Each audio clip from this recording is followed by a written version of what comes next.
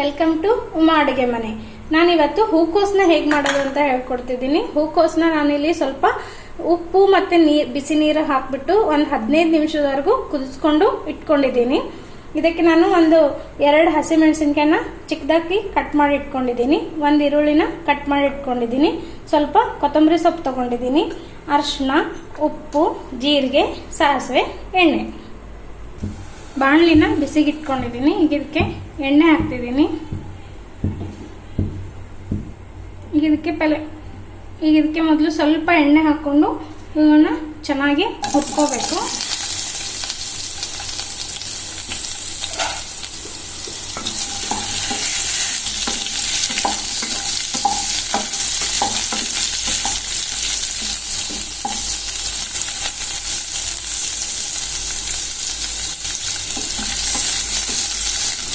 Medium ಫ್ಲೇಮಲ್ಲಿಟ್ಟು ಒಂದು 2 ರಿಂದ 3 ನಿಮಿಷ ಚೆನ್ನಾಗಿ ಬೇಯಿಸ್ಕೋಬೇಕು ಅದನ್ನು ಎಣ್ಣೆಯಲ್ಲಿ.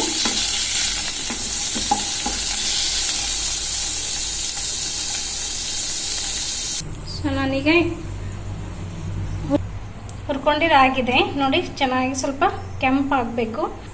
ಈಗ ಒಂದು ಬಾಣಲಿಗೆ ಎಣ್ಣೆ ಕಾಯಕ್ಕೆ ಹಾಕಿದ್ದೀನಿ. ಇದಕ್ಕೆ ಈಗ ಸ್ವಲ್ಪ ಜೀರಿಗೆ, ಸಾಸಿವೆ, ಆಮೇಲೆ ಕಟ್ ಮಾಡ್ಕೊಂಡಿರುವಂಥ ಈರುಳ್ಳಿ,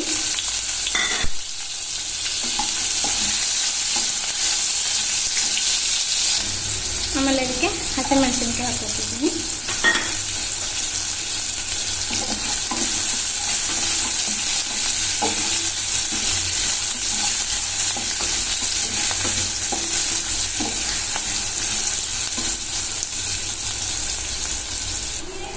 ಇದಕ್ಕೆ ನಾನು ಒಂದು ಅರ್ಧ ಸ್ಪೂನ್ ಅಷ್ಟು ಉಪ್ಪು ಹಾಕೋತಿದ್ದೀನಿ. ಆಮೇಲೆ ಒಂದು ಅರ್ಧ ಸ್ಪೂನ್ ಅಷ್ಟು ಅರಿಶಿನ.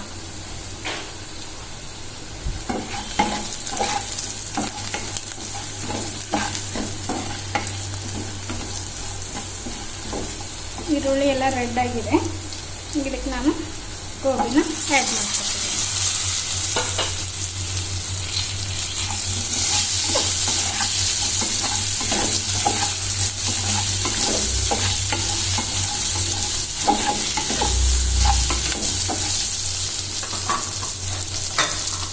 ಇದಕ್ಕೆ ಕೊತ್ತಂಬರಿ ಸೊಪ್ಪು ಹಾಕೋತಿದ್ದೀನಿ.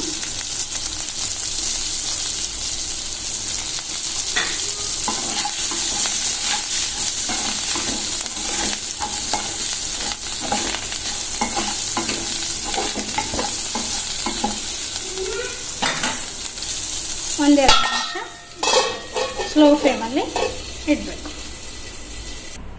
ಸೊ ಈಗ ಗೋಬಿ ಹೂಕೋಸು ರೆಡಿಯಾಗಿದೆ.